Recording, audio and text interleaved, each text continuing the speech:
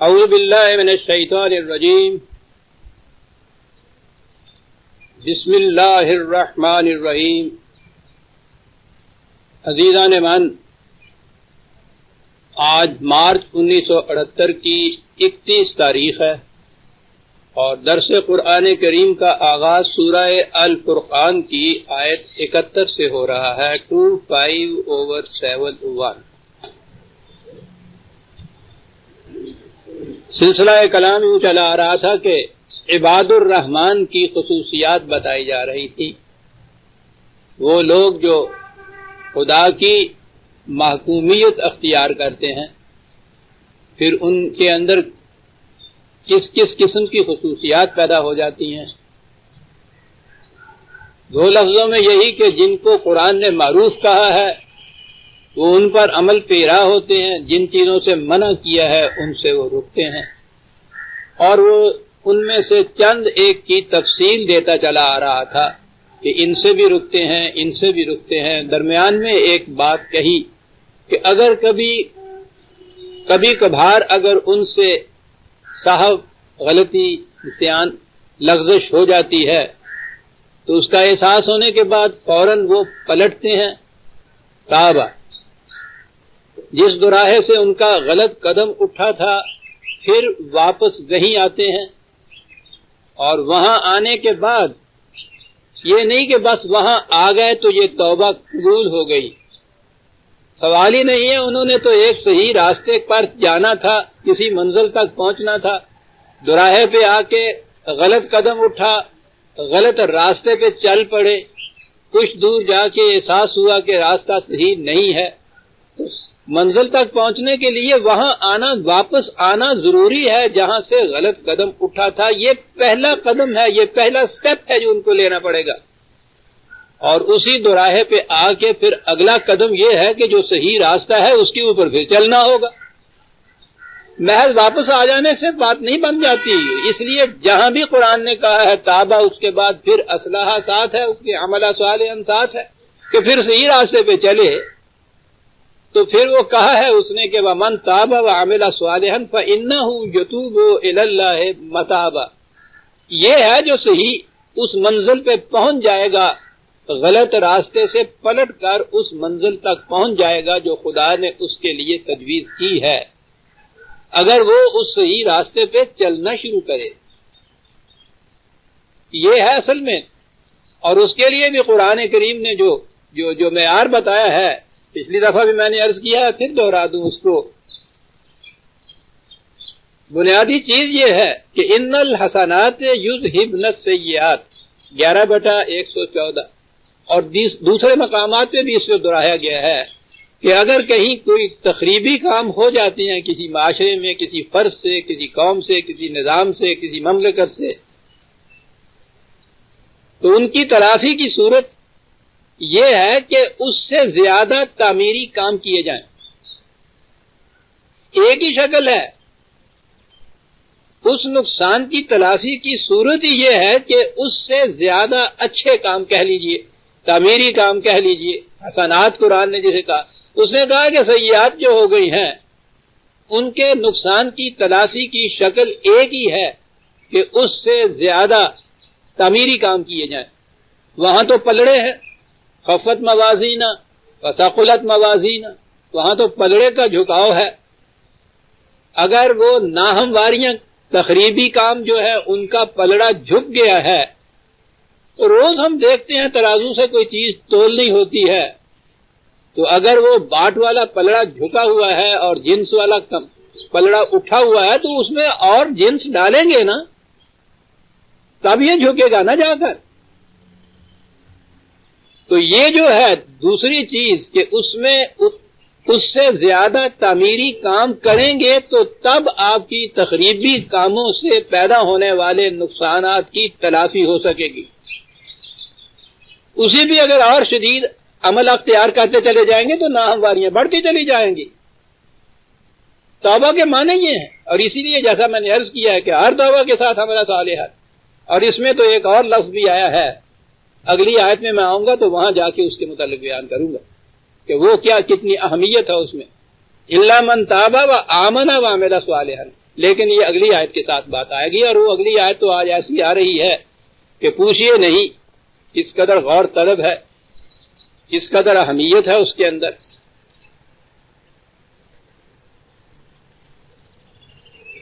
پھر آگے بتایا کہ ان کی خصوصیات کیا ہیں۔ خصوصیات میں ایک چیز بتائی کہ والذین لا یشہدون الزور،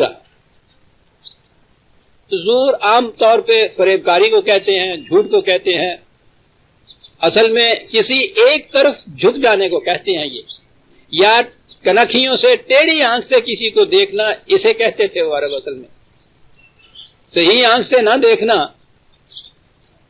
وہ دیکھنا بظاہر کسی آنکھ کا کسی اور طرف ہونا، دیکھنا کسی اور طرف، خوب تھے یہ لوگ۔ بڑا غیر محسوس سا فریب ہے یہ اصل میں۔ تو یہ جو تھا اس میں ہے لا یشہدون۔ یہ شہادت کا لفظ اگر گواہی کے معنوں میں بھی لیا جائے، قرآن میں یہ ہے تو اس کے معنی یہ ہوں گے کہ وہ کبھی فریب کارانہ، غلط، جھوٹی، منافقانہ اس قسم کی شہادت نہیں دیتے، گواہی نہیں دیتے۔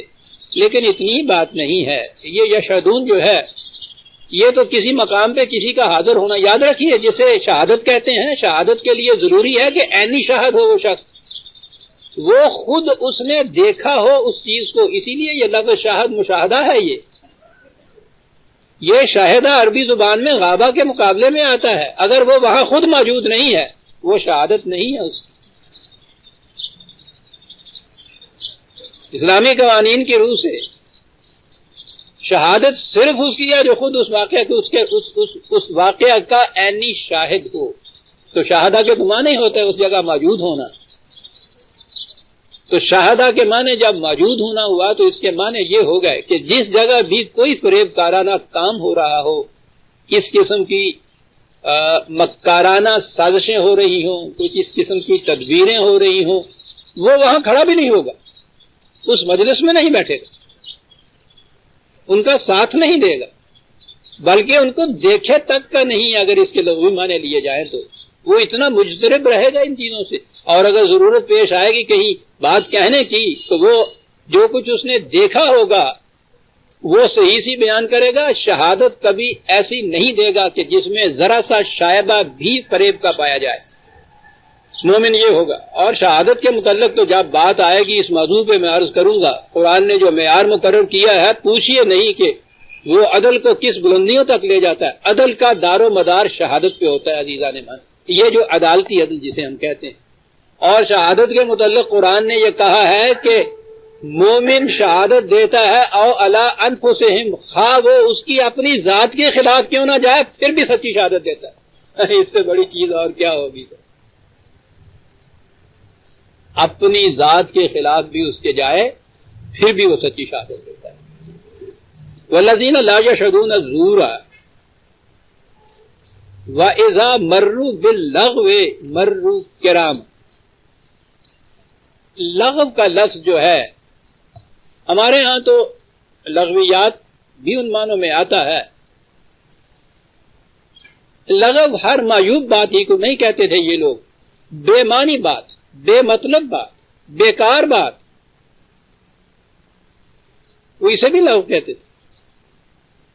وہ کہتا ہے کہ جہاں کہیں لغویات میں یہ خود تو شامل ہی نہیں ہوتا، مرو باللغو، اگر کہیں ہو رہا ہو اور یہ کہیں پاس سے گزرے اس کے تو اس سے کیا بات ہے قرآن کی، مرو کرامن، جس طرح سے آپ کہیں غلاظت کے چھکڑے سے یوں بچ کے گزر جاتے ہیں نا، کہتا ہے کہ کہیں اگر اس قسم کی بےہودہ یا بے معنی باتیں بھی ہو رہی ہوں، آپ دیکھیے کہ وہ انسانی زندگی کو کتنا قیمتی قرار دیتا ہے کہ یہی نہیں کہ معیوب باتیں ہو رہی ہوں وہاں سے وہ یوں گزرے گا، بے معنی باتیں، وقت تو ضائع ہو رہا ہے، توانائی تو ضائع ہو رہی ہے، اور زندگی کا تو ایک ایک سانس قیمتی ہے، اس لیے وہ بیکار اور بے معنی باتیں بھی اگر کہیں ہو رہی ہیں وہ وہاں بھی نہیں کھڑا ہوگا، وہاں سے آگے گزر جائے گا اپنے آپ کو بچاتے ہوئے ان سے الجھے بغیر، یہ اس کی کیفیت ہوگی۔ اور اب آگے وہ آیت آتی ہے عزیزان من یقین مانیے کہ جب اب تک یہ واقعات جو مجھ پہ گزرے ہیں قرآن فہمی کے سلسلے میں، ان میں سے کئی ایسے ہیں کہ جو کبھی بھول ہی نہیں سکتے، ہمیشہ یاد رہتے ہیں۔ ان میں سے ایک یہ بھی ہے، جب اس آیت پہ میں پہنچا تو نظر بظاہر بات سمجھ میں نہیں آ رہی تھی، تو یوں نظر آیا کہ جیسے کہیں کوئی طباعت کی غلطی ہے اس کے اندر۔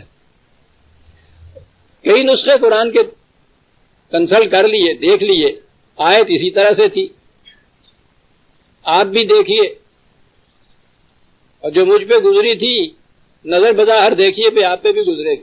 آیت ہے وَالَّذِينَ إِذَا ذُكِّرُوا بِآيَاتِ رَبِّهِمْ لَمْ يَخِرُّوا عَلَيْهَا صُمًّا وَعُمْيَانًا۔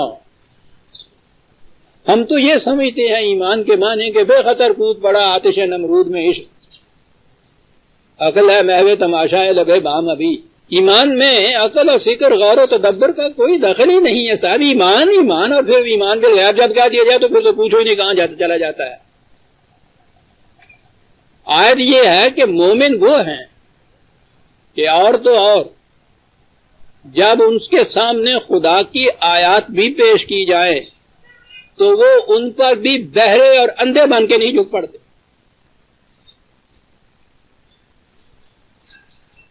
تو وہ جو میں نے کہا کہ کیا بات گزری تھی پرانے انداز کا، وہ قرآن سمجھتا چلا آ رہا تھا، ذہن میں یہ آیا کہ ہم تو سمجھتے یہ ہیں کہ مومن وہ ہے کہ جب اس کے سامنے خدا کی آیت آ جائے تو اس وقت سوال ہی نہیں ہے کہ وہ کچھ اور سوچے سمجھے فکر کرے غور کرے، نہیں صاحب، وہ تو اسی وقت اس کے اوپر جھک جائے گا، فوراً جھک جائے گا۔ تو ذہن میں آیا کہ یہ لم یقر جو ہے نا نہیں جھکے گا، شاید یہاں سواد کی غلطی ہے، ہونا یوں چاہیے ہمارے اپنے تصور کے مطابق کہ مومن وہ ہے کہ جب خدا کی آیات اس کے سامنے آئے تو وہ آنکھ بند کیے ہوئے ان کے سامنے جھک پڑے۔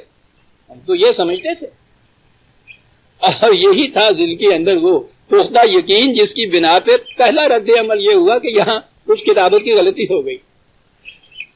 تو کئی نسخے قرآن کے دیکھے وہاں ہر نسخے میں یہ لکھا ہوا تھا، تو کھڑے ہو کے سوچنا پڑا کہ یہ تو بات بڑی اونچی ہے، یہاں تو ایمان کا معیاری کچھ اور بتایا جا رہا ہے۔ اور اس سے پھر آئیے عزیزان من، ویسے تو میں سمجھتا ہوں کہ آپ احباب ہر درس کو بڑی توجہ سے سنتے ہیں، قرآن کی ہر آیت آپ کے لیے وجہ کشش ہوتی ہے، لیکن اس آیت کے ضمن میں جو کچھ میں آپ عرض کروں گا تو اس کے لیے خاص طور پر یہ میں گزارش کروں گا کہ بڑی ہی توجہ سے اسے سنیے گا، خیال کو بھی ایک لمحہ کے لیے ادھر ادھر نہ جانے دیجیے، بڑی اہم بات ہے اور بڑی بنیادی بات۔ قرآن کی روح سے یا اسلام کی روح سے یہ جن کی ہم ذاتیں گوتے کہتے ہیں یہ تو کچھ ہے نہیں ہوتی، لیکن مثال کے طور پہ میں سمجھاتا ہوں۔ ایک شخص مثلا اس کی ذات آوان ہے اور وہ ڈاکٹر بھی ہے، اس کا بیٹا پیدائشی آوان ہوگا، ٹھیک ہے نا، ذات اور گوت میں تو ہوتا ہی ہے نا، پیدائشی اس کی وہ ذات ہوتی۔ آوان ڈاکٹر کا بیٹا پیدائشی آوان ہوگا، لیکن وہ پیدائشی ڈاکٹر تو نہیں ہوگا، اسے ڈاکٹر بننا پڑے گا۔ بات ہے نا صاحب؟ ہم جو مسلمان قوم سے متعلق ہیں تو یہ ٹھیک ہے کہ مسلمان قوم کا بیٹا کوئی فرد، یہ قومی اعتبار سے وہ مسلمان ہی ہوگا، آوان کا بیٹا آوان، قوم جو اپنی مسلمان لکھاتا ہے اس کا بیٹا قومی اعتبار سے مسلمان، لیکن جیسے اسے ڈاکٹر بننے کے لیے کچھ کرنا پڑتا ہے تو ڈاکٹر بنتا ہے، ڈاکٹر کا بیٹا ہونے کی وجہ سے وہ ڈاکٹر نہیں ہوتا۔ آپ حیران ہوں گے، قرآن یہ کہتا ہے کہ اس شخص کو بھی ایمان لانا پڑے گا، یہ جو مسلمانوں کے گھر میں پیدا ہو گیا یہ پیدائش کے اعتبار سے مومن نہیں ہے۔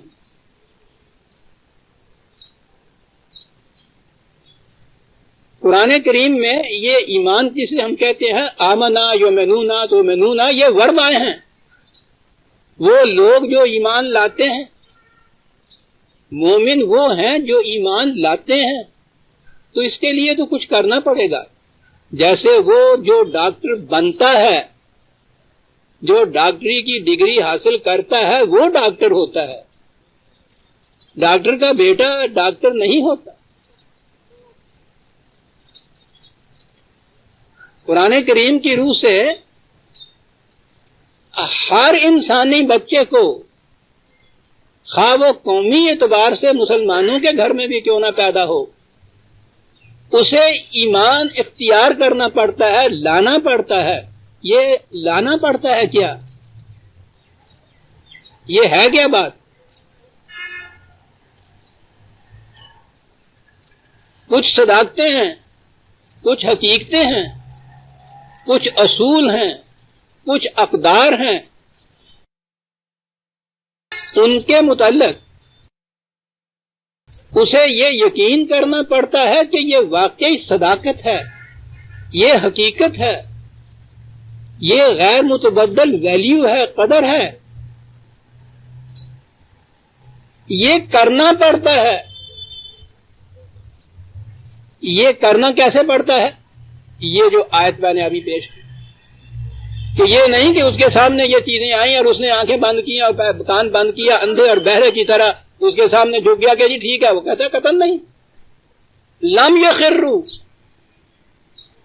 بڑی عظیم چیز، نہیں جھکتے وہ اس طرح۔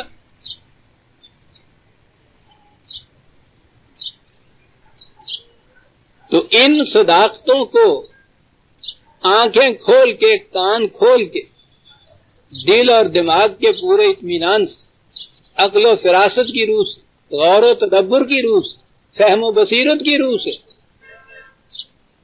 جسے آپ کہتے ہیں ذہنی طور پر پورے شعور کے طور پر، اس طرح سے ان صداقتوں کے متعلق یقین حاصل کرنا کہ یہ واقعی ابدی صداقت ہے۔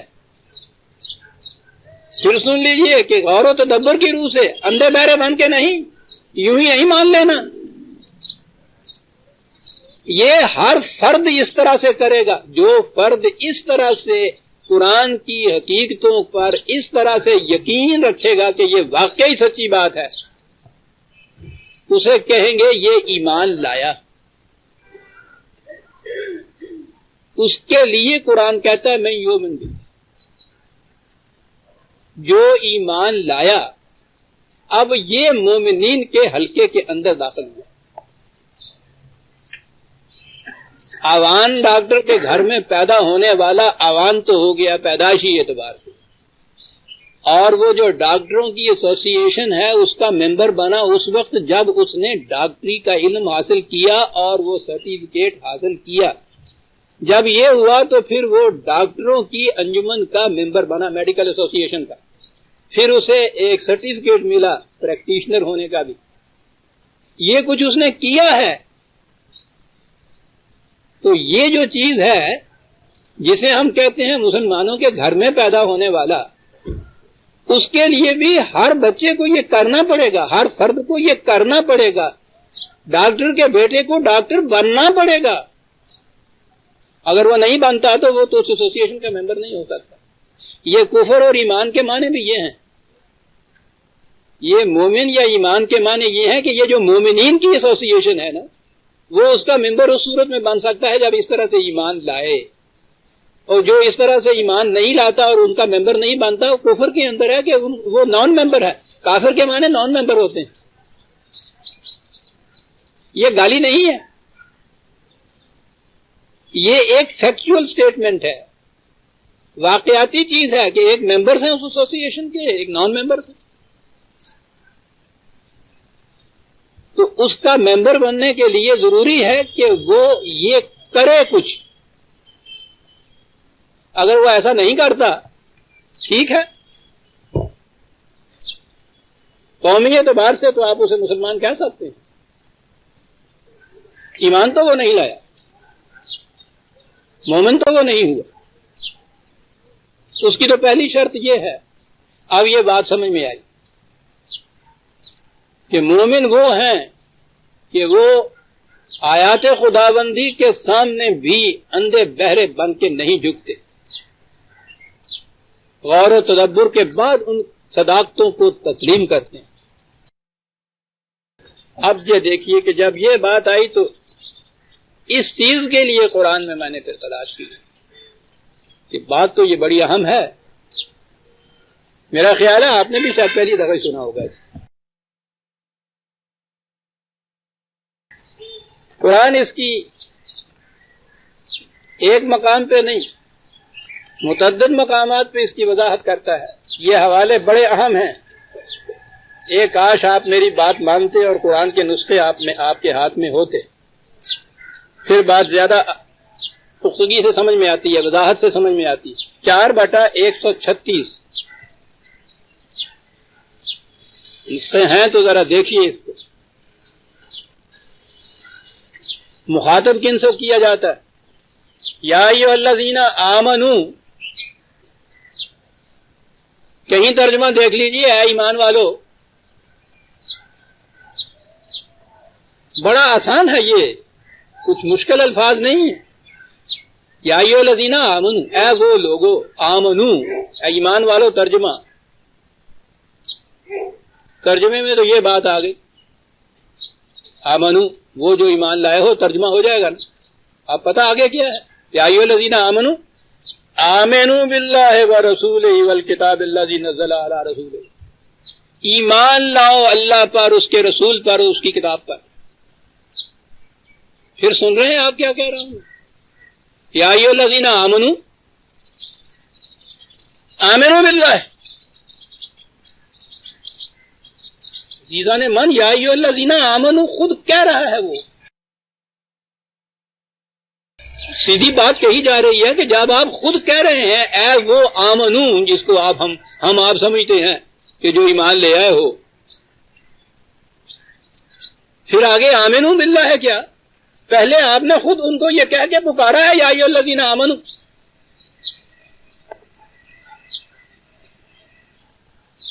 تو مخاطب کرتا ہے وہ یا ایھا الذین آمنو کہہ کے. اے گریجویٹو، بی اے پاس کیا کرو. کہا کیا کہہ رہے ہو آپ؟ اے گریجویٹو پہلے کہہ رہے ہیں، پھر کہہ رہے ہیں بی اے کیا کرو. چیزاں من، یہ مقامات ہیں قرآن کے جہاں کھڑا ہونا پڑتا ہے. اور میں کیا عرض کروں، مہینوں نہیں شاید برسوں کھڑا ہونا پڑتا ہے. کیا گیا وہ؟ نظر آیا کہ یہ یا ایھا الذین آمنو تو وہ ہے جس معنی میں ہم آپ سارے مسلمان ہیں. مسلمان کا لفظ تو ہے نہیں قرآن میں، یہ لفظی عربی زبان کا اس کنسٹرکشن میں نہیں ہے. مسلم تو ہے، مسلمان تو عربی زبان میں آتا نہیں. اس زبان میں یہی لفظ ہیں. ترجمہ ان کا یوں ہی ہونا چاہیے، اے وہ جو مسلمانوں کے گھروں میں پیدا ہو گئے ہوئے ہو. اب بات صاف ہو گئی. اب الجھن نہ رہی کہ یا ایھا الذین آمنوا آمنوا باللہ ہے.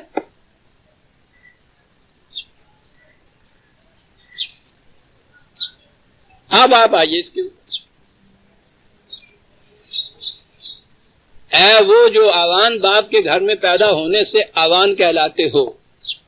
ٹھیک ہے، تلوار زنی بھی سیکھو. یوں ہو گئی نا بات. یا ایھا الذین آمنوا آمنوا باللہ حکم ہے. پہلا وہ ہے کہ جو تم خود اپنے آپ کو کہتے ہو. یا ایھا الذین آمنوا تو یوں کہہ دیا کہ جیسا تم کہتے ہو ہم بھی تمہیں وہی کہہ کے پکارتے ہیں.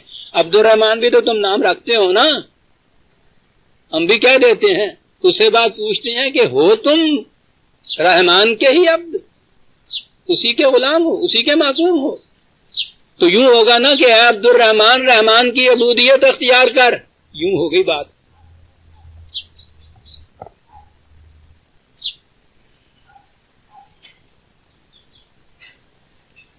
یا ایھا الذین آمنوا آمنوا باللہ ورسولہ والکتاب الذی نزل علی رسولہ والکتاب الذی انزل من قبل. دیکھیے وہ سارے جو اجزاء ایمان ہیں، یا ایھا الذین آمنوا اس کے بعد حکم دے رہا ہے کہ آمنوا باللہ. ایک اور حوالہ بھی لکھ لیجیے. میں نے عرض کیا ہے نا کہ یہ بڑی اہم چیزیں ہیں. 57/28 57/28. یا ایھا الذین آمنوا، پھر وہی بات، یا ایھا الذین آمنوا اتقوا اللہ، یہاں تک بھی ہو سکتا ہے، اے وہ جو اپنے آپ کو مومن کہتے ہو، اتقوا اللہ، خدا کا تقوی اختیار کرو. یہ بات دوسری جگہ آئے گی کہ یہ کیا ہے تقوی اختیار کرو، لیکن خیر کہہ سکتے ہیں کہ ایمان کے ساتھ تقوی پہ زور دیا ہوا، یا ایھا الذین آمنوا اتقوا اللہ، اور آگے ہے وآمنوا برسولہ، رسول پر ایمان لاؤ. یا ایھا الذین آمنوا وہی بات، وہاں وہ تمام اجزاء ہے، یہاں رسول پہ ایمان. تو ہم جو اپنے آپ کو اس زمرے میں شمار کرتے ہیں، یعنی مسلمان کہتے ہیں اپنے آپ کو قرآن کے الفاظ میں، جنہیں خدا یا ایھا الذین آمنوا کہہ کے پکارتا ہے، وہ ہمیں حکم دے رہا ہے کہ ایمان لاؤ. یہ نہیں کہہ رہا کہ ذرا سوچو ایمان لائے ہو یا نہیں، حکم دے رہا ہے کہ ایمان لاؤ. سوال یہ ہے کہ یہ جو حکم ہے خدا کا، ہم نے کبھی اس حکم کی بھی پیروی، اطاعت اور پابندی کی ہے کبھی ساری عمر؟ سوچا بھی ہے کبھی کہ یہ بھی ایک حکم ہے اور یہ تو بنیادی حکم ہے؟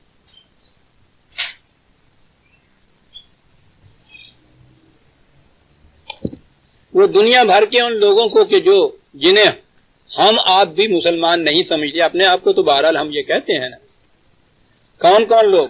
یہودی، عیسائی، مجوسی، 2/62 آیت ہے، ان الذین آمنوا والذین ہادوا والنصارى والصابئین، ان الذین آمنوا، پھر وہی رقص. عام ترجمہ جو آپ کو بتا دیا جائے گا، وہ لوگ جو ایمان لے آئے یعنی مومن. تو پہلی چیز ان الذین آمنوا ہوا، وہ لوگ جو ایمان لے آئے ہیں. اور یہودی اور نصرانی اور مجوسی یا صابئین، ستارہ پرست وغیرہ، یہودی، نصارہ، صابئین وغیرہ تو ہو گئے نا، کہ وہ یا ایھا الذین آمنوا میں نہیں آتے. یہاں پہلے کہا ہے کہ ان الذین آمنوا، وہ لوگ آمنوا، یہودی، نصارہ، اور اس کے ہے من آمن باللہ والیوم الآخر، ان میں سے جو بھی اللہ پہ ایمان لائے گا اور آخرت پہ لائے گا، لا خوف علیہم ولا هم یحزنون، ان پہ خوف و حزن نہیں ہوگا. ان میں سے جو بھی ایمان لائے گا، وہ تو باقیوں کی طرح آپ کو اس زمرے میں شامل کر رہا ہے. یاد رکھیے، اگر یہ تصور کریں کہ ان الذین آمنوا کے معنی یہ ہو گئے، وہ کہ تسلیم کرتا ہے وہ اس بات کو کہ یہ وہ ہیں جو ایمان لے آئے ہوئے ہیں، پھر اس کا یہ کہنا کہ آمنو یا مان آمنا، آپ سوچئے بات کہاں جاتی ہے؟ خدا کی طرف اسے منسوخ کیا جاتا ہے کہ وہ اس قسم کی بات کہے گا. باقیوں کے ساتھ وہ کہتا ہے کہ جس طرح سے اور لوگ، کوئی عیسائیوں کے گھر میں پیدا ہوا، کوئی یہودیوں کے پیدا ہوا، کوئی پارسیوں کے گھر میں پیدا ہوا، ان سے ہم سب، آپ ان سے کہتے ہیں نا ایمان لاؤ.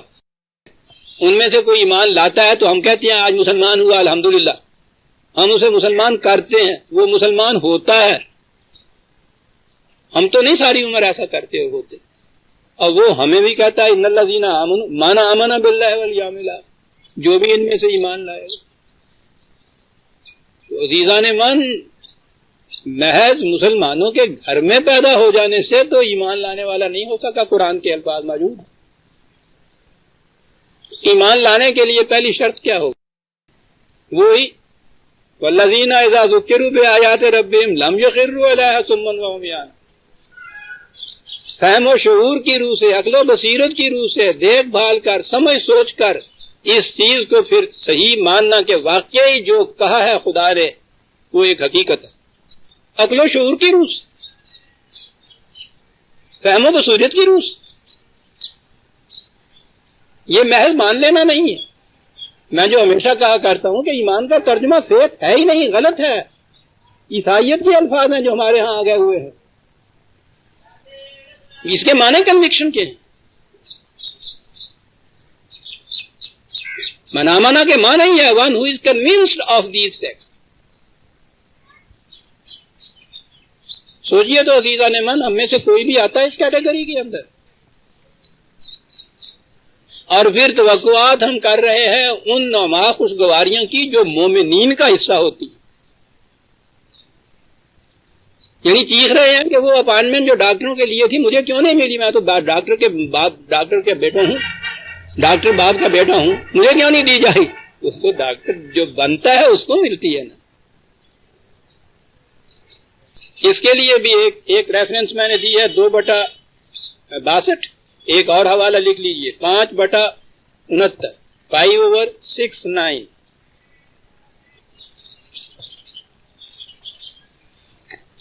اور اب جو بات سامنے آ رہی ہے عزیزان من، یہ تو پوچھو نہیں کہ اس نے کتنے عرصے تک ورطۂ حیرت میں رکھا مجھے۔ اسی سلسلے میں یہ مقام آیا، اقبال بھی کہتا ہے پھر کوئی مشکل مقام آیا، پھر مشکل مقام آیا۔ یا ایھا الذین آمنوا کے متعلق کہا تھا نا کہ آمن، من آمنہ کہا تھا نا ان میں سے جو کوئی بھی ایمان لاتا ہے، کس پہ ایمان لاتا ہے؟ قرآن پہ ایمان لاتا ہے۔ قرآن حضور نبی اکرم صلی اللہ علیہ وسلم پر نازل ہوا، پہلے تو انتخاب خدا بندی، اس دور کے پورے انسانوں میں سے ایک فرد کو منتخب کیا جاتا ہے جس کا سینہ وحی جیسی صداقتوں کا محبت بنتا ہے، تو بڑی عظیم شخصیت یہ۔ پھر خدا اللہ تعالیٰ نے یہ کہا حضرت موسیٰ علیہ السلام کے قصے میں کہ یہ شاعری ہے جو تم کہہ رہے ہو کہ آگ لینے کو جائیں پیغمبری مل جائے، پیغمبری یوں نہیں ملا کرتی۔ اس قصے میں ہے جہاں وہاں پیغمبری جب ملی ہے تو حضرت موسیٰ نے کہا کہ شکریہ جناب کا، بہت بڑا احسان آپ نے مجھ پہ کیا ہے کہ فوراً میں آیا ہوں ادھر اور پیغمبری دی۔ لیکن موسیٰ آج کی بات نہیں ہے یہ تو جب سے تم پیدا ہوئے ہو اس زمانے سے ہم اس پیغمبری دینے کے لیے تمہیں تیار کر رہے تھے۔ تو گویا اس قسم کا وہ فرد ہوتا ہے برگزیدہ، اور واقعی وہی جیسی عظیم حقائق کا محبت بننے کے لیے پوچھو نہیں عزیزان من کہ اس قلب کی کیا کیفیت ہونی چاہیے۔ پھر اس کے اوپر یہ نازل ہو رہا ہے قرآن، بیٹھ جائیے جی، ایک بڑا اہم نقطہ آ رہا ہے، اس پہ نازل ہو رہا ہے، وہ دوسروں تک پہنچا رہا ہے، دوسروں کو دعوت دے رہا ہے اس کی کہ اس کو صحیح تسلیم کرو، اس پہ نازل ہو رہا ہے۔ اور ذہن میں آئی بات یہ جو میں کہہ رہا ہوں، اس سے بڑا تو مومن کوئی نہیں ہو سکتا۔ لیکن آپ حیران ہوں گے، قرآن کہتا ہے آمن الرسول بما انزل الیہ من ربہ والمؤمنون، رسول بھی ایمان لاتا ہے اس کے اوپر جو خدا کی طرف سے اس پر نازل کیا جاتا ہے۔ اللہ اکبر، اللہ اکبر۔ عزیزان من، صرف پکڑ کے بیٹھ جانے والی بات ہے یا نہیں؟ کس کیٹیگری میں وہ شامل کر رہا ہے؟ 2/285، آمن الرسول بما انزل الیہ من ربہ والمؤمنون، مومن جس طرح سے ایمان لا کے مومن بنتا ہے، رسول بھی اسی طرح سے ایمان لاتا ہے۔ کس پہ ایمان لاتا ہے؟ بما انزل الیہ من ربہ، جو اس پر نازل ہوتا ہے۔ عزیزان من، لائیے ساری دنیا کی عقل و شعور کے مالکوں کو اور مذاہب کی کتابوں کو اور ان سے کہیے کہ نکال کے بتائیں یہ ٹکڑا کہیں سے۔ بات کیا ہوئی؟ وحی کے متعلق قرآن نے بتایا ہے ما ینطق عن الہوی، اس میں رسول کی اپنی عقل و فکر کا کوئی دخل نہیں ہوتا، وہ اس کی فکری تخلیق نہیں ہوتی،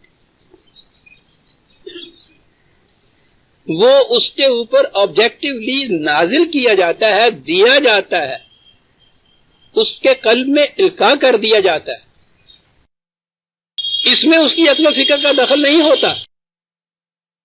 اور یہ جو کہا ہے آمن الرسول ہو، تو ایمان کا تو اس نے پہلے شرط بتائی کہ وہ عقل و فکر کی روح سے ایمان لایا جاتا ہے، وہ چیز جو رسول کو وحی طور پر ملی تھی جس میں اس کی فکر کا کوئی دخل نہیں تھا، رسول بھی اس کے اوپر پھر دوبارہ اپنی عقل و فکر کی روح سے ایمان لاتا ہے۔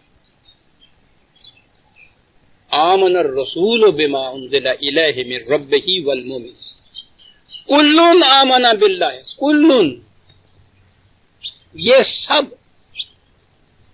آمن باللہ والملائکتہ وکتبہ ورسلہ،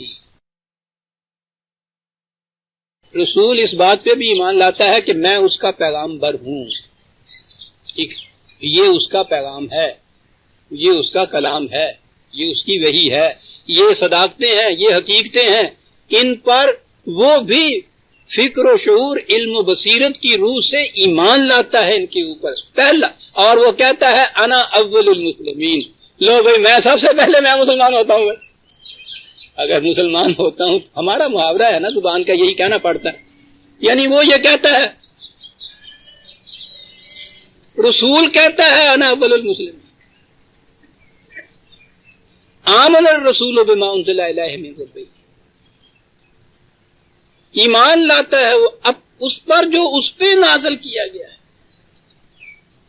ہم تک تو وہ پہنچاتا ہی ہے، صرف اس پہ تو وہ نازل ہوتا ہے۔ لیکن عزیزان من، اس ایک ٹکڑے نے وحی کی حقیقت کو بھی ایسا واضح کیا ہے، کہیں اور نہیں ہو سکتا، کہ یہ جو اس پہ نازل ہوا ہے اس میں اس کی اپنی عقل و فکر کا کوئی دخل نہیں تھا، اس لیے محض اس پہ نازل ہونے سے اس کا ایمان نہیں ہو جاتا اس پر۔ اس اعتبار سے رسول اور جس تک قرآن پہنچتا ہے اور ان کو وہ ایک ہی صف میں کھڑا کر دیتا ہے۔ قرآن اس کے پاس ہے، قرآن کی صداقتیں اس کے پاس ہے، اس کو بھی اس قرآن کی ان آیات کے اوپر اس طرح جیسا اس نے کہا ہے اس طرح ایمان لانا ہوتا ہے۔ آمر الرسول، رسول بھی اس طرح سے ایمان لانا۔ عزیزان ایمان، اس سے پہلے سنا بھی تھا کبھی آپ نے اس کو؟ آیت تو میں معاذ اللہ اپنی طرف سے نہیں پڑھ رہا، سورہ بقرہ کی آخری آیت ہے نا، یہ آخری سے ایک آیت پہلے 2/285، یہ آیت وہ ہے کہ عام طور پر آپ دیکھیں گے نمازوں میں، جماعتوں میں امام وغیرہ یہ آخری آیتیں پڑھا کرتے ہیں۔ آمن الرسول بما انزل الیہ من ربہ والمؤمنون کل آمن باللہ وملائکتہ وکتبہ ورسلہ لا یکلف اللہ نفسا لا نفرق بین احد من رسلہ، یہ آیتیں۔ لیکن کبھی آپ نے غور کیا ہے کہ یہ بات کیا ہے؟ اور اتنی نہیں ہے، ایک اور جگہ بھی لے، یہی نہیں کہ رسول اپنے دل میں ایمان لے آتا ہے اور ٹھیک ہے، اس طرح سے وہ مومنین کی صف میں شامل ہو جاتا ہے۔ اتنا ہی نہیں عزیزان، 42/15 42/15 کہا جاتا ہے رسول قل، اعلان کر دو، کہہ دو ان سے، اعلان کرا رہا ہے، حکم دے رہا ہے خدا رسول سے، قل کہو، یہ کیا کہو، آمنت بما انزل اللہ من کتاب، جو خدا نے مجھ پہ نازل کی ہے کتاب، میں اس پر خود ہی مان لایا ہوں۔ کہا کہو، اعلان کرو اس کا۔ یہ آمن الرسول کہہ کے یہی نہیں کہا کہ خدا نے کہہ دیا ہے کہ بھئی رسول بھی ایمان لے آیا ہے، چلو ٹھیک ہے جی، ایسی جو کہہ دیتا، کہا یہ بات نہیں ہے۔ قل، اعلان کرو، آمنت بما انزل اللہ من کتاب وامرت لأعدل، باقی بھی کیا کہوں، پوری کی پوری آیت ہی عجیب و غریب ہے، لیکن میں اتنے ٹکڑے تک ہی محدود رکھوں گا اپنے آپ کو کہ بڑا اہم موضوع ہے اور وقت تو تھوڑا ہوتا ہے ہمارے پاس۔ غور فرمایا آپ نے کہ ہم جو اب پھر واپس چلیے، آوان یا پٹھان یا سید کے گھر میں پیدا ہو جانے سے جو ہم آوان پٹھان یا سید ہو گئے وہ تو ٹھیک ہے جی، جیسا میں نے عرض کیا ہے یہ بھی ہمارا کہ ذہن کا تصور ہے، کچھ بھی نہیں ہے یہ بات، نہ آوان نہ پٹھان نہ سید، کچھ بات ہی نہیں ہے، انسان پیدا، بہرحال وہ تو ہو گئے نا، ہم نے مان لیا۔ کیا اس کے بعد ڈاکٹر کا بیٹا ڈاکٹر خود ہی بن گیا؟ مسلمان کے گھر میں پیدا ہونے سے ہم اس قوم کے فرد تو بن جاتے، جیسا کہ کہا ہے قرآن نے، یہود نصارہ صابئین وغیرہ کی طرح ہمیں بھی ایمان لانا پڑے گا۔ ہم کس بات کی مولی ہیں عزیزان من، جیسا میں نے ابھی عرض کیا، جس ذات اقدس و اعظم صلی اللہ علیہ وسلم پر قرآن نازل ہوا ہے اس کے متعلق قرآن خدا کی شہادت ہے، خدا کی شہادت آمن الرسول، اس کا اعلان یہ ہے کہ آمنتو میں میں بھی ایمان لایا، انا اول المسلمین، میں یوں مسلم ہوا ہوں۔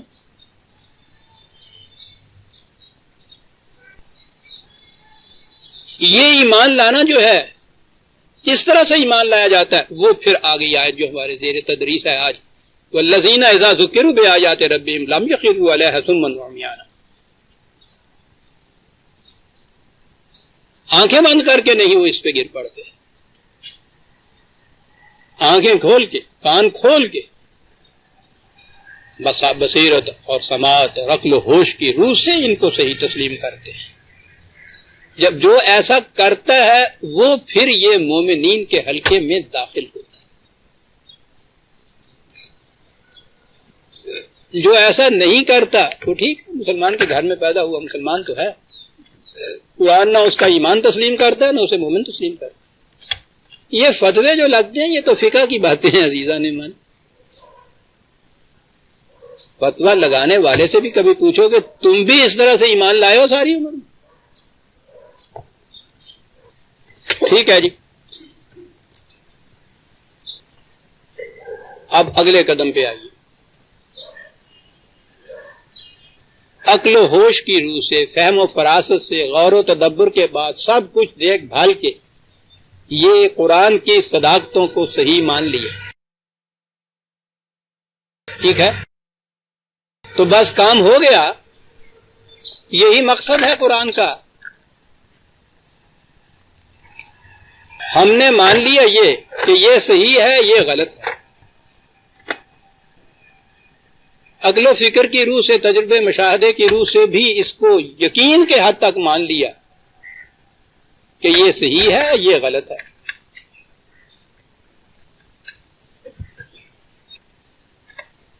تو کیا یہ ہو گیا؟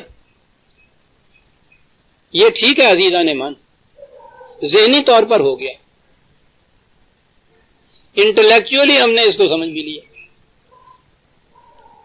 تو کیا ذہنی طور پر کسی چیز کو سمجھ لینا جو تھا، قرآن کا مقصد یہی تھا کہ یہ سب فلاسفر ہو جائیں اور یہ ذہنی طور پہ سمجھ لیں کہ ہاں صاحب بالکل ٹھیک ہے، مانتا ہوں میں، دلائل بھی دیں، باتیں بھی دوسرے سے کریں، بڑی بڑی کتابیں بھی لکھیں، اسلام کی صداقتوں کے لیے دلائل اور براہین کے انبار بھی لگا دیں، تو مقصد یہی ہے اس کا؟ جی نہیں۔ آپ کہیں گے پہلی منزل کچھ کم نہیں تھی، تم نے کیا کیا عزیزہ نعمان؟ میں نے آپ سے نہیں کیا، خود بھی اسی میں تو شامل ہوں۔ تمہیں گوئے مسلمانم پہ لرزم کہ دانم مشکلات لائے، میں تو خوب کانپ اٹھتا ہوں جب کبھی بھی یہ کہنے لگتا ہوں، یہ تو کبھی بھی نہیں دعویٰ کیا کہ واقعی ایمان لے آیا ہوں، لیکن بہرحال ذہنی طور پہ صحیح، وہ تو آپ سمجھتے ہیں، ساری عمر 40 سال سے یہ کوئی لکھتا رہا، قرآن کے حقائق کے تائیدوں میں دلائل براہین یہ ساری 20 کتابیں لکھ دی، یہ سب کچھ ہوا، مومن ہو گیا۔ 49/14 قالت الاعراب آمنا، یہ اعراب، یہ بدو، یہ صحرائی لوگ یہ کہتے ہیں آمنا، ہم ایمان لے آئے، کہتے ہیں ایمان لے آئے۔ قل لم تؤمنوا، ان سے کہو کہ یہ مت کہو کہ ہم ایمان لے آئے، ولیکن قولوا اسلمنا، یہی کہو کہ ہم نے تسلیم کر دیا، اس کے سامنے جھک گئے ہیں، کیوں نہ کہو کہ ہم ایمان لے آئے، مت کہو ہم ایمان لے آئے، کیونکہ ایمان ابھی دل کی گہرائیوں میں نہیں ہے۔ پہلی منزل تھی خود مسلمانوں کے گھر میں پیدا ہونے والے کے لیے بھی کہ وہ عقل و فکر کی روح سے ان صداقتوں کو صحیح تسلیم کرے۔ یہ فکری اور عقلی چیز پہلی شرط یہ تھی، ہم تو پہلی پہ رک گئے تھے آگے صاحب کہ اس پہ تو ہم نے ایک بھی نہیں پورا اترنا، یہ چیز ہو گئی عقل کے طور پر، فکری طور پر ہم نے یہ مان بھی لیا۔ وہ کہتا ہے ابھی نہ کہو ایمان والے اپنے آپ کو، ابھی بھی نہ کہو، کیوں نہ کہو؟ ایمان تمہارے دماغ تک تو ہے، تمہارے دماغ سے تمہارے قلب پر نازل نہیں ہوا ابھی. یہ تو قلب کے اندر جانے والی بات ایک اور. آج یہ بات سمجھ میں آتی ہے عزیزان من، جب یہ علم النفس یا سائیکالوجی اس دور میں آئی ہے کہ دماغی طور پر کسی چیز کو مان لینا انسان کی سیرت اور کردار پہ اثر انداز نہیں ہوتا. بڑے بڑے مفکر، بڑے بڑے فلاسفر صاحب، ان کی کتابیں اٹھا کے دیکھیے، یہ جتنی بھی اقدار اور ویلیوز اور ٹروتھ اور اخلاقیات ہیں ان کے اوپر صاحب پوچھو نہیں کیسے کیسے انہوں نے مفکرانہ انداز سے دلائل دیے ہیں، کیسی بڑی کتابیں لکھی ہیں. ان کی زندگی کو جھانک کے دیکھیے تو جو کچھ فکری طور پہ کہہ رہے ہیں اس کا کہیں ذرا سا نشان بھی نظر نہیں آتا سیرت کو. کیا ہوا؟ ایمان دل کی گہرائیوں میں نہیں اترا. قرآن کے الفاظ عجیب ہیں، اس میں دماغ اور دل کا خود ہی فرق کر کے بتا دیا. یہاں دل میں نہیں اترا. اور وہ یہ کہتا ہے قرآن کے ان اللہ لا یغیر ما بقوم حتی یغیروا ما بانفسہم، جب تک کوئی قوم اپنے اندر نفسیاتی تبدیلی نہیں پیدا کرتی، اپنے قلب کی تبدیلی پیدا نہیں کرتی، اس کے حالات میں کبھی تبدیلی پیدا نہیں ہو سکتی. جو چیز قوم کے لیے کہی وہی چیز ایک فرد کے لیے. جب تک اس کے دل کے اندر دل نہیں بدلتا، جیسے آپ یوں کہہ دیجئے نا، جب تک یہ نہیں بدلتا اس وقت تک اس کی سیرت اور کردار نہیں بدل سکتا. فکری طور پہ خواہ اس نے لاکھ سمجھ لیا ہو قرآن کے حقائق کو، سمجھ لیا ہو. سوکریٹس نے، سقراط نے تو یہی کہا کہ نالج از ورتھ. کسی چیز کا سمجھ لینا یہی نیکی ہے. غلط کہا. نالج جو ہے کسی چیز کے متعلق علم ہو جانا، یہی ورتو نہیں ہے. یہ تو صرف سمجھ لینا ہے کہ یہ ورتو ہے، یہ خیر ہے، وہ شر ہے، یہ صحیح ہے، وہ غلط ہے. یہ صرف سمجھ لینے والی بات ہے. سیرت و کردار انسان کا متاثر ہوتا ہے ان چیزوں سے. اب جو آگے بات آئی، لفظ ہمارے یہاں جذباتی ہیں. جذبات نہیں. آئیے ایک مثال سے بات سمجھیں. ایک شخص جانتا نہیں ہے کہ یہ جو پاؤڈر سا ہے یہ سنکھیا ہے یا یہ مصری پیسی ہوئی چینی ہے. جانتا نہیں ہے تو سنکھیا پھانک لیتا ہے، موت واقعہ ہو جاتی ہے. یہ تو نہ جاننا تھا. خودکشی کرنے کا جو ارادہ رکھتا ہے وہ اچھی طرح سے جانتا ہے کہ یہ سنکھیا ہے، مہلک ہے. بلکہ اس سے زیادہ بڑھ کر تو کوئی دوسرا جانتا ہی نہیں ہے، کیونکہ اس نے ابھی یہ کام کرنا ہے یعنی مرنا ہے. اس کو تو یہ یقین ہے نا کہ یہ چیز جو ہے اس سے موت واقع ہو جائے گی.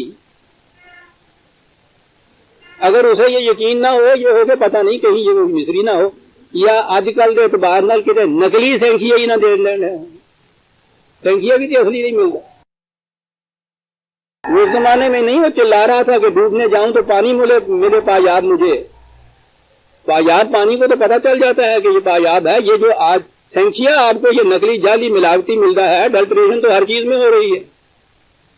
تو وہ خودکشی کرنے والا وہ پہلے اس کا یقین کرے گا کہ واقعی یہ اصلی سنکھیا ہے. تو سنکھیا کے مہلک ہونے پر فکری طور پر جتنا یقین اس خودکشی کرنے والے کو ہے کسی دوسرے کو ہے ہی نہیں. اور اس کے باوجود وہ سنکھیا پھانک دیتا ہے، جاننے کے باوجود کہ یہ مہلک ہے، اس سے ہلاکت ہوگی. کیوں پھانکتا ہے؟ وہ اپنی موت کو ترجیح دیتا ہے، زیادہ پسند کرتا ہے زندگی کا. اب آگے بات یہ آئے گی، یہ فکری بات نہ ہوئی. فکری طور پہ تو میں نے کہا نا کہ ابھی اس نے دیکھا کہ اس سے تو موت واقع ہو گئی، یقینی طور پہ موت واقع ہو جائے گی.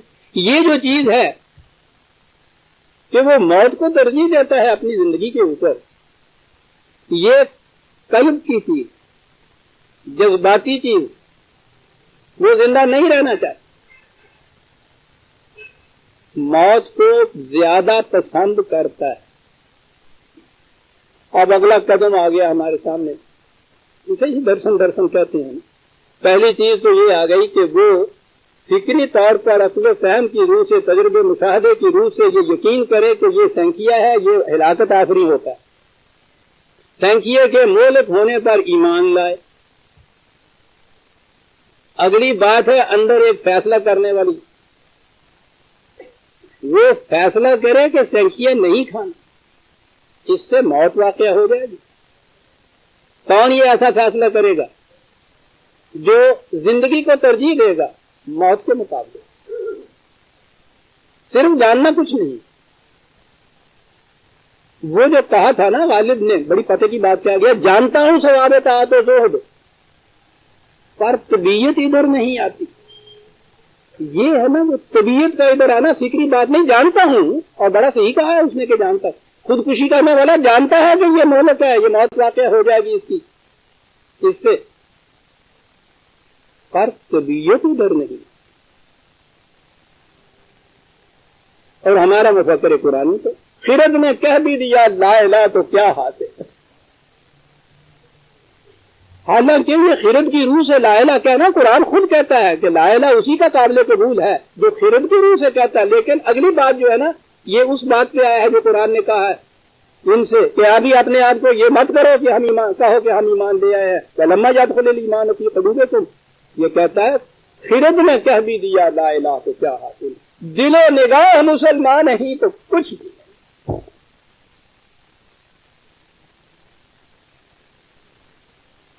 یہ جو قرآن نے کہا ہے نا لما يدخل الایمان فی قلوبکم، اس نے یہ کہا قرآن کیوں بجاں در رفت جان دیگر چلا، جب یہ جان کی گہرائیوں میں چلا جاتا ہے تو پھر جان کچھ اور ہو جاتی ہے، اور جہاں چوں دیگر شد جہاں دیگر شدا، جان دوسری ہو جاتی ہے، جہان اور ہو جاتا ہے۔ یہ خودکشی کرنے والے کے لیے دیکھیے نا، دوسرا شخص میں آپ جو خودکشی نہیں کرنا چاہتے، اس کا جہان اور اس کا جہان کس طرح دو متضاد جہان ہیں ان دونوں کے۔ یہ جہان اس کے نزدیک ایسا ہے کہ جتنی جلدی چھٹکارا ہو جائے اس سے وہ اس کو پسند کرتا ہے، کوشش کرتا ہے، بھاگتا ہے، چھلانگ لگاتا ہے دریا میں جا کے۔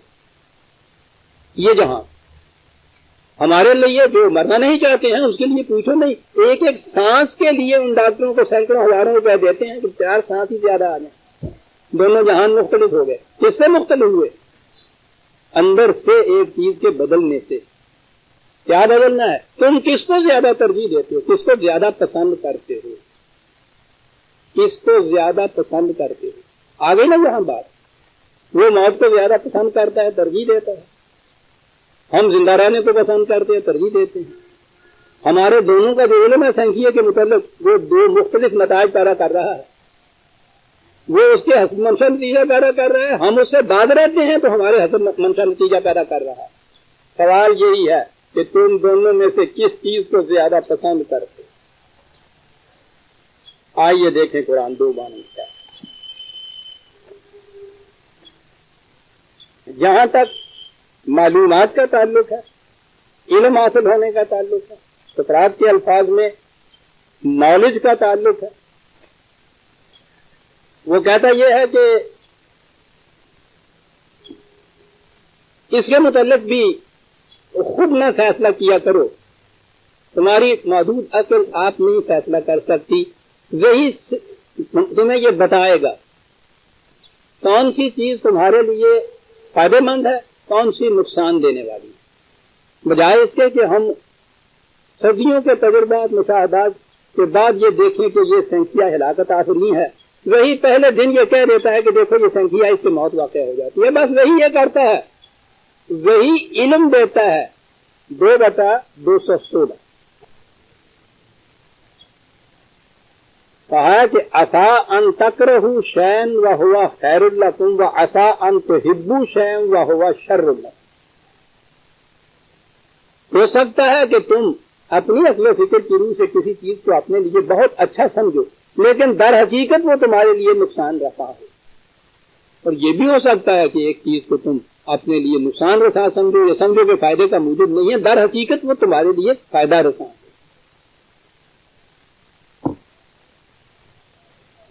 یہ تو یہی ہے نا کہ بچے کو کڑوی دوائی ہم پلایا کرتے ہیں، بھاگتا ہے، روتا ہے، چھڑیاں مار کر نکلے ہے جن، وہ نہیں جانتا کہ یہ اس کے لیے فائدے مند ہے، ہم جانتے۔ تو بات یہ ہوئی، قرآن نے کہا کہ وہی یہ بتاتا ہے کہ یہ چیز تمہارے لیے فائدے مند ہے، یہ چیز تمہارے لیے نقصان دہ ہے۔ اب وہ تمہیں اندر کلورو فارم تمہارے اندر ٹیکے سے نہیں، وہ چیز خیر والی جو ہے وہ داخل کر دیتا ہے اور شر سے تمہیں بتاتا ہے صرف۔ واللہ یعلم وانتم لا تعلمون، یہ ہے اگلی آیت ٹکڑا۔ کیا بات ہے، بات ساری یہاں علم کی ہے۔ تم خود نہیں اس چیز کو جانتے، خدا جانتا ہے، اس نے بات تمہیں بتا دی، اب تم اور وہ ایک سطح کے اوپر آ گئے، اور اس سے زیادہ وہ خود کچھ نہیں کرتے۔ جان لیا آپ نے کہ یہ شر ہے، یہ خیر ہے، جان لیا آپ نے کہ یہ سنکھیا ہے، یہ مصری، بتا دیا وہی نے، تم نے خود تجربہ کر کے دیکھ لیا، واقعی مار دینے والی چیز ہے سنکھیا کی، یہ کیا وہی نے، یہاں تک آپ پہنچ گئے۔ اب جو اگلی بات ہے کہ موت کو زیادہ پسند کرتے ہو، ترجیح دیتے ہو یا زندگی کو، وہ کہتا ہے کہ یہ چیز ہم مجبوراً کسی کے اوپر نہیں کرتے کہ تم اس کو ترجیح دو، اس کو ترجیح نہ دو، ہم یہ کہہ دیتے ہیں کہ یہ فائدے مند ہے، یہ نقصان دہ ہے، جون سا جی کا راستہ اختیار کریں۔ دیکھیے یہ جو میں لفظ بار بار کہہ رہا ہے نا کہ کون سی چیز ہے جس کو تم زیادہ پسند کرتے ہو، علم حاصل ہونے کے بعد کی بات ہم کر رہے ہیں۔ وہی نے علم دے دیا دو چیزوں کو، اور اس کے بعد وہ کہتا ہے کہ دیکھو فیصلہ کرو تم کس چیز کو زیادہ پسند کرتے ہو۔ 9/24 9/24 کوئی اب ٹائی پڑ رہی ہے آ کر، دو کششیں سامنے ہیں، زندگی اور موت۔ یہ اقدار خداوندی یا اصول حیات جو ہیں ان کے مقابلے میں یہ متاع دنیا جو یوں ہی حاصل ہو جاتا ہے، جس طرح سے جی چاہے لوٹ لے۔ دو چیزیں اپنے سامنے آ گئی، ٹائی پڑ گئی نا ان میں۔ کہا قل ان کان آباؤکم و ابناؤکم و اخوانکم و ازواجکم و عشیرتکم والاموال اقترفتموها وتجارۃ تخشون کسادها ومساکن ترضونها، کوئی چیز نہیں چھوڑی۔ اے رسول ان سے بتا دو، کہہ دو ان سے کہ اگر تمہارے ماں باپ، تمہارے بیٹے بیٹیاں اولاد، تمہارے بھائی بہن، تمہاری بیویاں، بیویوں کے لیے ان کے شوہر، تمہارے اہل خاندان، تمہاری مال و دولت جس کو تم اس طرح سے اکٹھا کرتے رہتے ہو، سمیٹتے رہتے ہو، تمہاری تجارت کاروبار جس کے مندہ پڑنے سے تم اتنا ڈرتے ہو، تمہارے یہ محلات، یہ کوٹھیاں، یہ بنگلے جن کو تم اتنا پسند کرتے ہو، گنا دیا نا سارا کچھ۔ اتنا یہی کچھ گنایا جا سکتا ہے اس دنیا کی ان چیزوں کو۔ یہ ساری چیزیں اس نے کہا ہے کہ اس قابل ہیں کہ یقیناً ان کو حاصل کرو، لیکن اگر یہ چیزیں احبا الیکم، تم ان کو زیادہ ترجیح دو، من اللہ و رسولہ و جہاد فی سبیلہ، اللہ اور رسول اور اس کے راستے میں جہاد کے مقابلے میں ان چیزوں کو اگر تم زیادہ پسند کرو، انہیں ترجیح دینے لگ جاؤ، موت کو ترجیح دے دو زندگی کے مقابلے میں، تم یہ دیکھیے احبا علیکم، احبا خود بتا رہا ہے زیادہ تم پسند کرتے ہو، اس چیز ترجیح دیتے ہو اگر تم ان چیزوں کو۔ فتربصوا حتی یاتی اللہ بامرہ، تو پھر تھوڑا سا انتظار کرو، سینکیاں اندر جانے دیجیے، نتیجہ ظاہر ہوگا۔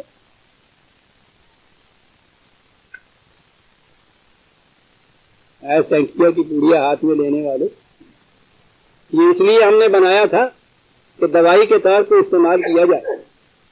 ڈاکٹر آخری توانائی جسم کے اندر پیدا کرنے کے لیے ایک ڈراپ اس کا دے، لیکن اگر تم یہ جانتے بوجھتے کہ اس کی اتنی خوراک تمہیں مار دے گی اور تم موت کو زیادہ ترجیح دیتے ہو زندگی کے مقابلے میں، تو وہ ٹھیک ہے، ہم تو روکیں گے نہیں تمہیں، ہم نے تمہیں صاحب اختیار پیدا کیا ہے، پھانک لو، اور اس کے بعد کہا ہم کچھ نہیں کہتے، 2-3 منٹ ٹھہر جاؤ، ہمیں کہنے کی کیا ضرورت؟ احبا علیک،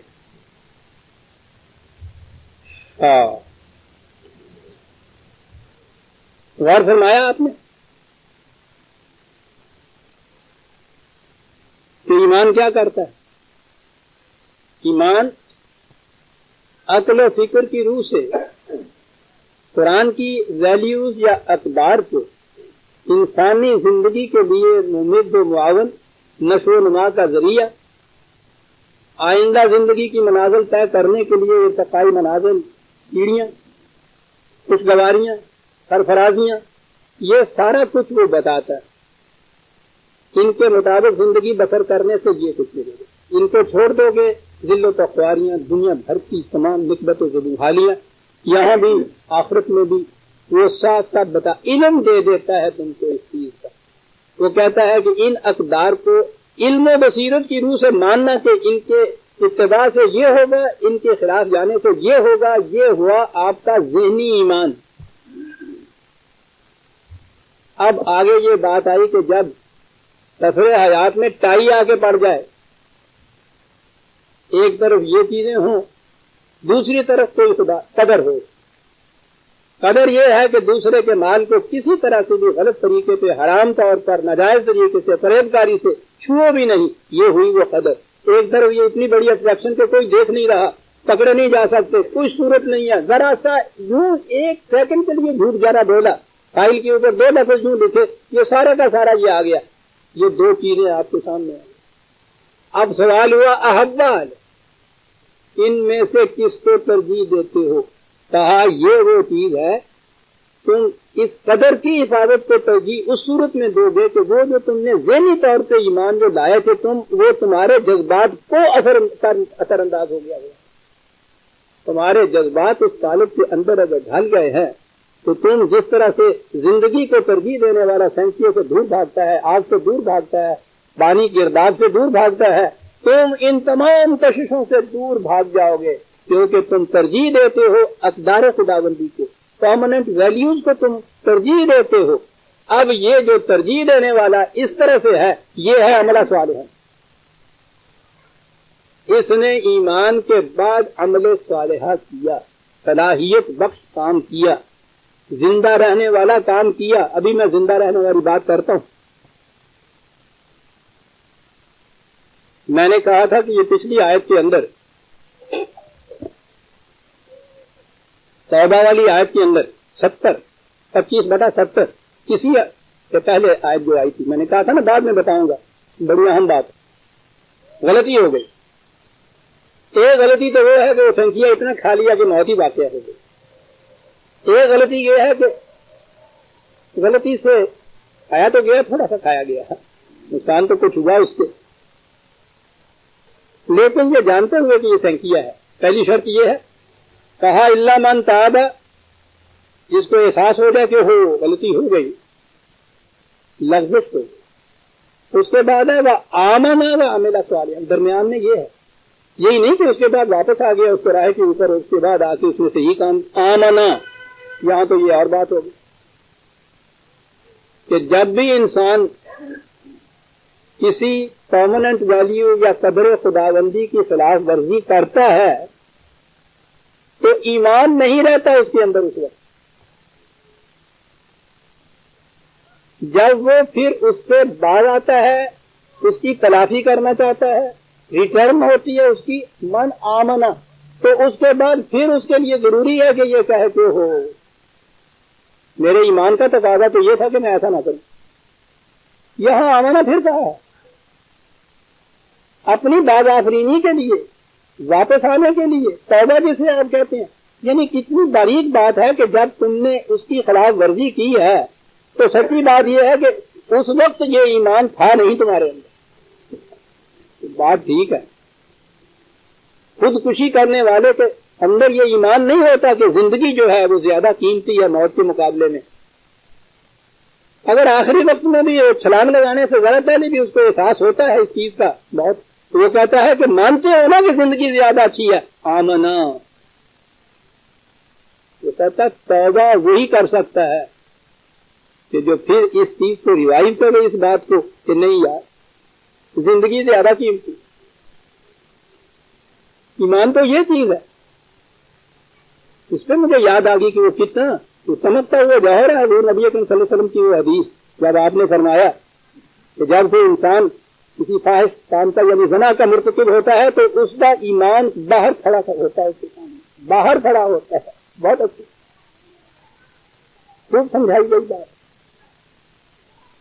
تو وہ تو یہ کہتا ہے یہی نہیں کہ ایک دفعہ آپ نے یہ سائن کر دیے مان لیا ساری عمر کے لیے ایمان والی بات ہوگی. جب بھی اس کی خلاف ورزی کرتے ہیں یقینی بات یہ ہے کہ اس وقت اس کی صداقت کی اوپر محکم یقین نہیں آتا ہے. صاحب سے نسیان سے ہو جانا کچھ اور بات ہے, لیکن یہ جانتے بوجھتے ہوئے پھر اگر اس کا ارتکاب ہوتا ہے تو اس وقت بھی آپ نہیں کہہ سکتے کہ میرا اس صداقت کے اوپر ایمان تھا. تو عزیزان ایمان کی تو یہ صورت ہوگی محض مسلمان کے گھر میں پیدا ہونے سے مان نہیں. ایمان قرآن کی صداقتوں کو علاوہ جیل بصیرت اصل فکر غور و تدبر کے بعد ماننے سے ایمان آتا ہے, لیکن یہ ایمان ذہنی ایمان ہے. اس کے بعد صورت یہ ہے کہ قلب کی گہرائیوں میں یہ ایمان اس طرح سے اترے کہ ہر وہ چیز جو اس کے خلاف جاتی ہے اس کے متعلق آپ سمجھیں کہ یہ میرے لیے موت مہلک ہے, موت کا پیغام ہے میرے. یہ تین چیزیں اکٹھی ہوں گی تو پھر مومن کہا جائے گا اس کا, پھر ایمان اس کے دل میں داخل ہو جائے گا. ہاں جی, میں چاہتا تھا کہ یہ جی تو نہیں چاہتا تھا کہ ختم کروں, لیکن اگلی آیت بار بار مجھے پکار رہی ہے. رشمہ دامن دل می کشد کے جہاں ہی جا وہاں مجھے پہنچنا ہے. مومنوں کی بات ہو رہی تھی صاحب, خود یہ کرتے ہیں خود کرتے ہیں, اور ایک ان کی دعا بھی ہے بڑی حسین دعا ہے. یا اللہ باہر کے معاشرے میں تو تم نے ہمیں بتا دیا یہ کرو یہ کرو, اور اس کے بعد وہاں سے پلٹ کے گھر آئے. اب شام کو گھر آئے تو وہ گھر کیسا دے.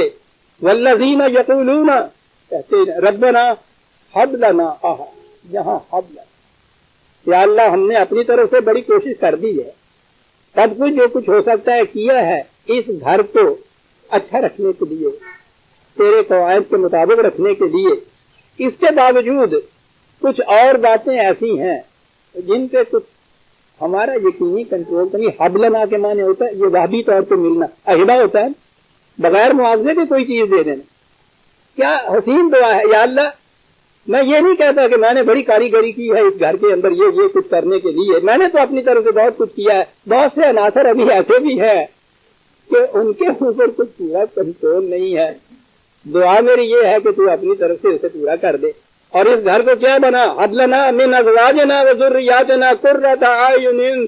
یا اللہ اس گھر میں بسنے والی بیوی بچے میری آنکھوں کی ٹھنڈک بن جائے. عزیزان من, معاشرے میں یہی کام وہی کر سکتا ہے جس کے گھر کے اندر اس کو ٹھنڈک ملتی. یہاں اگر سکون اور سکینت نصیب ہوتی ہے تو پھر وہ باہر کی دنیا میں بھی بندرا پتر بن کے رہتا ہے. اگر اس کو یہاں یہ چیز نصیب نہیں ہوتی, یہ وہ اضطراب ہے, یہ وہ آگ ہے جہنم کی جو باہر بھیج نہیں سکتی. اسی لیے حب لنا من اس قرآن تو میں یہ نہیں کہتا کہ میری کوششوں سے یا کچھ ہوگا, اس میں کچھ تیری توفیق کا بھی دخل ہے. عطا فرما بلا مزدور عطا فرما, یہ بیوی اور بچوں کی طرف سے میری ہاتھوں کی کھڑی وہ تو اسی صورت میں ہوگی نا عزیزان من کے. تم آگ لے کے اندر نہ جاؤ, اندر انہوں نے اگر برف کی سلی رکھی ہوئی ہے تمہارے لیے ٹھنڈک, اور تم لے گئے ہو آگ کا شعلہ تو وہ تو برف پانی بن جائے گی پہن لیں گے. تم آگ کا شعلہ نہ لے کے جاؤ, پھر وہاں کی برف تمہیں آنکھوں کی ٹھنڈک دے گی دونوں طرف سے. یہاں سے جہنم کی آگ اندر لے کے جاؤ اور وہاں سے یہ توقع کرے کہ وہ برف تمہیں ٹھنڈک دے گی, خالی ان کی برف ٹھنڈک نہیں دے سکتی. یہ تو دونوں طرف سے ہوتا ہے. یہ چیز یہاں کر وجعلنا للمتقین اماما, اور باہر کی دنیا میں جب پھر ہم جائے متقین یہی نہیں کہا کہ مجھے متقی بنا. متقی کے معنی یہ ہوتے ہیں زندگی کی خطرناک گھاٹیوں سے بچ کے چلنے والا. بڑی چیز ہے, بڑی جامع اصطلاح ہے یہ. تو یہ دعا تو یہ ہے نا کہ متقی بننا. جو کہتے ہیں اتنی یہ دعا نہیں, متقین کے لیے امام بنا دے. یہ امام کیا ہوتا ہے؟ ہمیں تو اتنا پتا نا جو آگے کھلوتا ہے بس یہ بات نہیں ہے. متقین کا امام یہ نہیں ہے کہ انہوں کا بہت بڑا سارا بنا دے تو میرے پیچھے کھلوتے نا میں انہوں نے آگے کھلوتا آیا ہوا. یہ نہیں ہوتا امام. آگے بھی میں نے بتایا کہ بیمار کا دیوار بناتے ہیں بڑا سادہ سا سمپل سا ان کے پاس وہ آلہ ہوتا ہے سال کہتے ہیں اس کو ڈوری ہوتی ہے اس کے نیچے بھی لٹو ہوتا ہے. آپ کو پتا ہے وہ لٹکایا ہوا ہوتا ہے اسی وہ کہا کہ وہ لٹکایا ہوا ہوتا ہے. وہ اس لٹو سے ہر وقت دیکھتا ہے کہ دیوار سیدھی جا رہی ہے. وہ لٹو بتا دیتا ہے کہ درمیان میں کہیں کبھی وہ پیڑ پن تو نہیں آ گیا. کہتا ہے کہ میری زندگی کو ایسا بنا دے کہ میری زندگی اور سیرت کو دیکھ کے دوسرے پیمائش کر لے اپنی زندگیوں کو کہ اس میں کہیں کبھی تو نہیں آ رہی.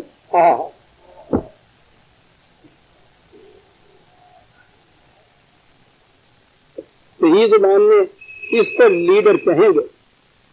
صحیح زبان میں نے کہا ہمارے ہاں لفظی امام ہوتا تھا اسلامی اصطلاح میں.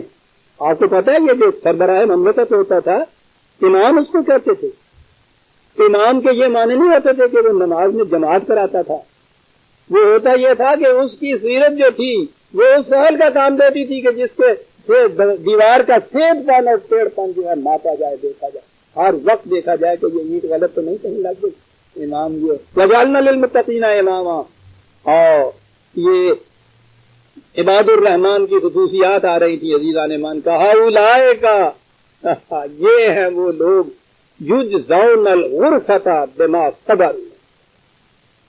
یہ ہیں وہ لوگ جن کے اندر یہ خصوصیات ہیں. یجزون یعنی یہ چیز مفت نہیں مل رہی بدلہ دیا جا رہا ہے ان کو ان کے ایمان کا ان کے ان اعمال کا. فطری نتیجہ ہے ان کا. کیا ہے نتیجہ ان کا؟ الغرفہ. لوگ ایک لفظ قربان جائیے عربوں کی زبان سے قرآن کے انتخاب سے ایک لفظ ہے عزیزان من غرفہ. ان کے ہاں غرفہ کا لفظ استعمال ہوتا تھا اس قسم کی زندگی اس قسم کی نعمت ایک تو جس میں بلندی پائی جائے. یہ اوپر جو بالا خانہ ہوتا تھا اوپر کی منزل کا غرفہ وہ بھی ہوتا بلندی پائی جائے تیزی پائی جائے تیز رفتار اونچی ہموار جو چلنے والی ہو اس کے لیے بھی یہ لفظ استعمال کرتے ہیں. اس میں سیرابیت کی خصوصیت ہو ندی جو بھری ہوئی ہوتی تھی پانی کی اس کو بھی یہ چیز کہتے تھے.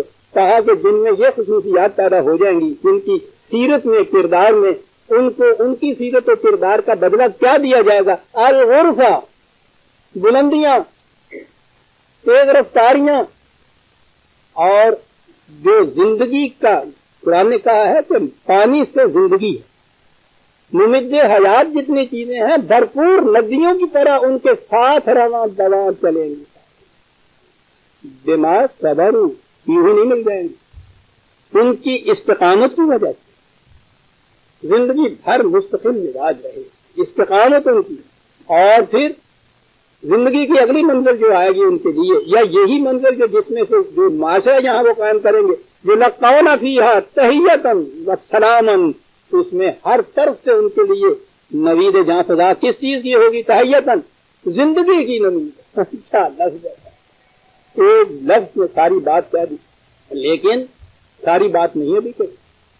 زندگی و سلامن بھرپور زندگی مکمل زندگی. سلامن کے معنی صرف سلامتی نہیں ہوتا پیس اس کے معنی صرف نہیں ہوتا وہ تو ایک نیگیٹو چیز ہے. سلامن میں نے کہا ہے نا کہ مرغ مسلم جسے کہتے ہیں جس میں سے کوئی چیز کم نہ ہوئی ہو. زندگی اور ایسی بھرپور زندگی کہ جس میں کوئی کمی نہ واقع ہوئی ہو یہ ان کو دیں گے. خالدین فیہا وہ اس میں رہیں گے.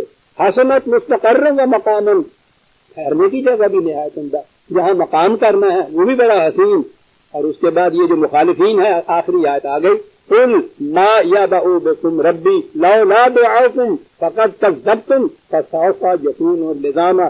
یہ جو مخالفین ہیں ان سے یہ بات کہہ دو تم کہ اگر تم مخالفت تم کرتے رہو گے تو خدا کا کچھ نہیں بگڑے گا تمہارا ہی کچھ بگڑے گا.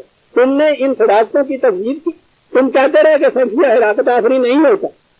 ہم کہتے رہے ہلاکت آفرین ہوتا ہے. تم نے کہا نہیں ہوتا. تم نے بتلایا. ہم نے کہا پھانکتے ہو تو پھانک لو اور اس کے بعد بتاؤ گا جو تم نے رضانا پھر دیکھو گے کہ موت چپکتی کیسے ہے تم سے. سورہ الفرقان کی آخری آیت بھی عزیزان ایمان آ گئی، جی تو نہیں چاہتا تھا، وقت ہو گیا، شکریہ. ہم آئندہ سورہ الشعراء دیں گے، 26ویں سورت. ربنا تقبل منا انک انت السمیع العلیم.